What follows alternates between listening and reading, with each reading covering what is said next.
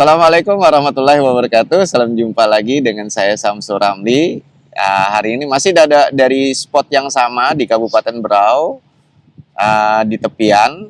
Jadi hari ini saya mencoba membahas satu materi yang juga mungkin tidak terlalu sering didiskusikan, tapi menurut saya ini adalah kesempatan saya untuk menyampaikan gitu ya.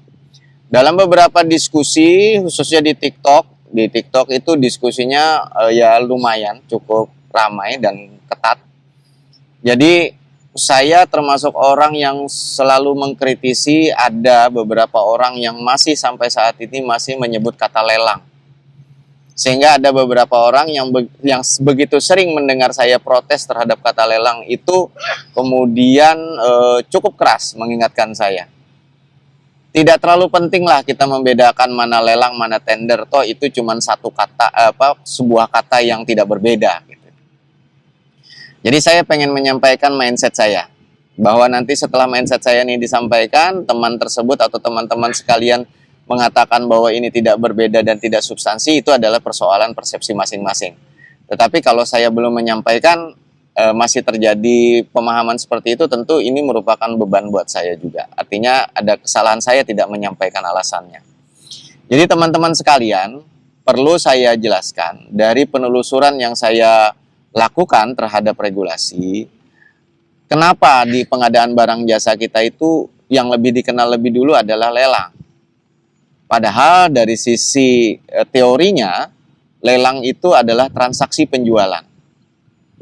Dalam teori bisnis, karena kebetulan saya adalah ESOS, administrasi bisnis, administrasi niaga, jadi dosen-dosen saya menjelaskan bahwa dalam teori bisnis, ada teori yang kita kenal juga dengan teori perdagangan. Di dalam perdagangan itu ada dua yang sering dibicarakan adalah transaksi jual dan transaksi beli. Transaksi penjualan itu karakteristiknya adalah bagaimana caranya kita mendapatkan keuntungan dari selisih harga tertinggi. Nah, otomatis pada saat kita menjual barang, kita menginginkan penawaran yang masuk itu adalah penawaran dengan harga tertinggi. Sementara tender itu adalah transaksi pembelian.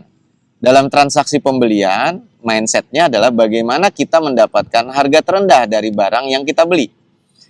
Nah, dari dua karakter ini saja sudah bisa kita membedakan bahwa ternyata tender itu adalah transaksi beli, lelang itu transaksi jual.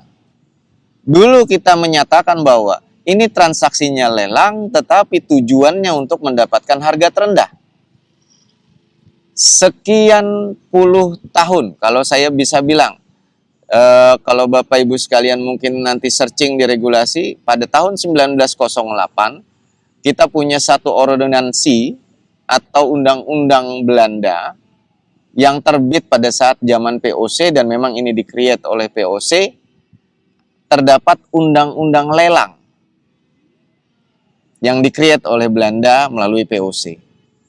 Jadi kita kenal dengan lelang itu sejak 1908.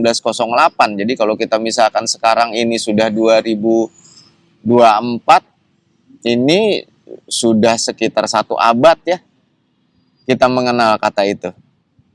Nah, maka wajar kalau sampai sekarang kita susah untuk menghilangkan kata lelang dalam pengadaan barang jasa di benak pikir kita. Tetapi dalam kerangka penyadaran saya perlu menyampaikan itu, dan ternyata regulasi kita pun di tahun 2018 tepat sekitar 110 ya.